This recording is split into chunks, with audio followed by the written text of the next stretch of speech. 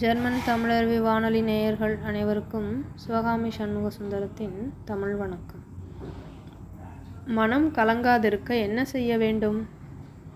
தகப்பனே கொலை செய்ய முயற்சித்த போதும் பிரகலாதன் மனம் கலங்கவில்லை. சுடுகாட்டு வெட்டியானுக்கு அடிமையாக்கிய போதும் ராஜா அரிச்சந்திரன் மனம் கலங்கவில்லை. பெற்ற பிள்ளையே கேவலப்படுத்திய போதிலும் கைகேயி மனம் கலங்கவில்லை. உறவினர்களே சபை நடுவே அசிங்கப்படுத்திய போதும் திரௌபதி மனம் கலங்கவில்லை. அம்புப்படுக்கையில் வீழ்ந்த போதிலும் பீஷ்மர் மனம் கலங்கவில்லை.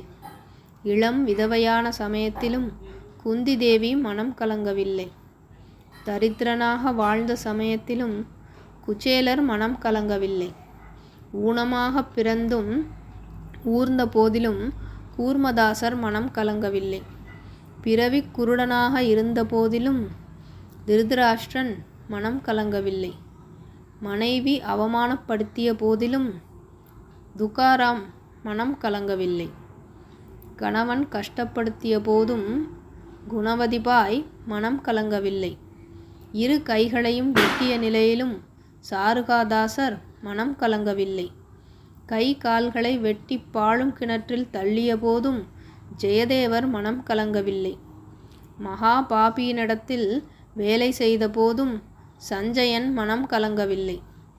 பெற்ற பிள்ளையை பறிகொடுத்த போதும் பூந்தானம் மனம் கலங்கவில்லை. கூட பிறந்த சகோதரரே படாதபாடு படுத்திய போதும் தியாகராஜர் மனம் கலங்கவில்லை. நரசிம்மர் சந்நிதியில் விஷதீர்த்தம் தந்த போதும் மகாராஜா சுவாதி திருநாள் மனம் கலங்கவில்லை. சோழராஜனின் சபையில் கண்ணை இழந்த பின்னும் கூரத்தாழ்வான் மனம் கலங்கவில்லை. எப்படி முடிந்தது இவர்களால்? ரகசியம் என்ன? தங்களோடு இறைவன் எப்பொழுதும் இருக்கிறான் அப்படின்றத உணர்ந்ததுனால்தான் இது சாத்தியப்பட்டது. கடவுள் எப்பொழுதும் கூடவே இருக்கிறான் அப்படின்றத உணர வழி ஆழ்ந்த நம்பிக்கை. அந்த நம்பிக்கை ஏற்படுறதுக்கா என்ன வழி? முதல் வழி சொல்லறிவு. அறிஞர்கள், ஞானிகள், சான்றோர்களின் கூற்றை மனப்பூர்வமாக ஏற்றுக்கணும். ரெண்டாவது வழி சுய அறிவு. மன அமைதியுடன் நடுநிலைமை உணர்வுடன் ஆழ்ந்த சிந்தனையில் புத்தி பல வகையில் ஆய்வு செய்து உண்மை விளங்கும்போது மனம் தெளிவடைந்து அப்போது ஏற்படுவதுதான் சுய அறிவு.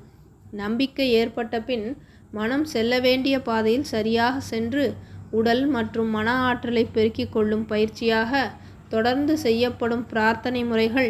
அந்த பிரார்த்தனைகள் மந்திரமாக இருக்கலாம், ஜபமாக இருக்கலாம், தொழுகையாக இருக்கலாம், கீர்த்தனைகளாகவும் இருக்கலாம்.